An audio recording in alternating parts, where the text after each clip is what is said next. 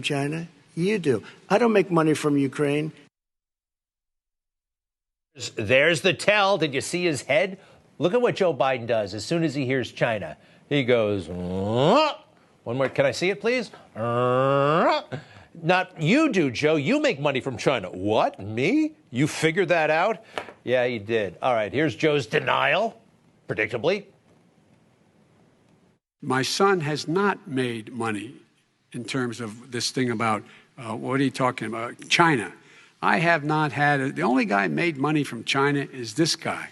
He's the only one. Nobody else has made money from China. All right, the media goes bananas. Joe's right, Trump is wrong. And everything Trump said that night is a lie. Listen to just a little portion. Tonight, Trump made clear his closing argument is just lies, lies, and more lies, flooding the zone with a deluge of outright false claims. He covers up all those deficits by attacking Hunter Biden and trying to dirty up a Biden. You can't dirty up a Biden. Unverified allegations, all of them. And a big assist from the print media. They all piled on saying all of this stuff. On corruption claims, Biden cites facts, while Trump tosses unproven allegations. Well, that's not true.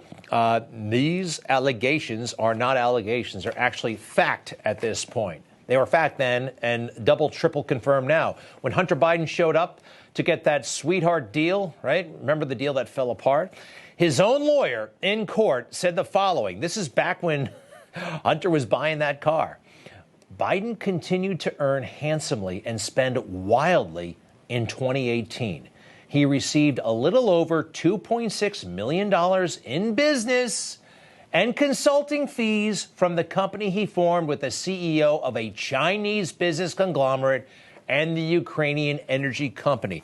That is from his own lawyer, Mr. Clark, this year in a Delaware courtroom, and Hunter Biden was right by his side.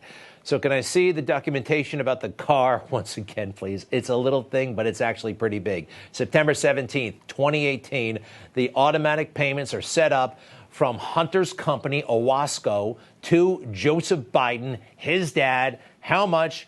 $1,380 every single month. Now, a lot of people are saying, well, wait a second, there is a truck. There's a truck, and it was all about that truck. You know, this picture is very, very weird. It just is. They're a little bit too proud to be getting a truck, don't you think? He's 48 years old in this picture. Hey, everybody, look, we're really getting a truck in June of 2018. I also know this from Hunter's own lawyer. What was going on from that court appearance? Let's go back. Biden's substance abuse worsened in 2018, a year that included a move to Los Angeles and what he has described as a spring and summer of nonstop debauchery. But in the middle of that debauchery, they go down to the Wilmington Ford dealership and buy that car, and they take a picture of it and say, everybody, look at us, we're buying this car.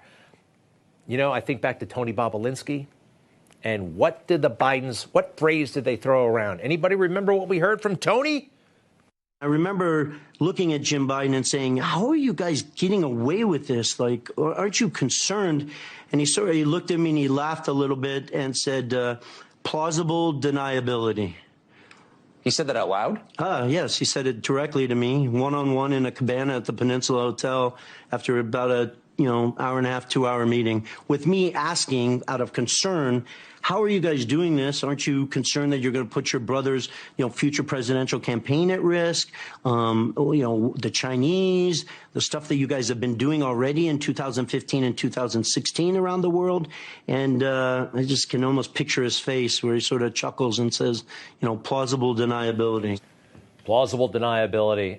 And I think this picture of the car and shaking hands and making a day out of it at the Ford dealership in Wilmington, somehow this is part of a plausible deniability attempt. I want to show you another word, a word that isn't used often enough when Joe Biden is concerned, venal.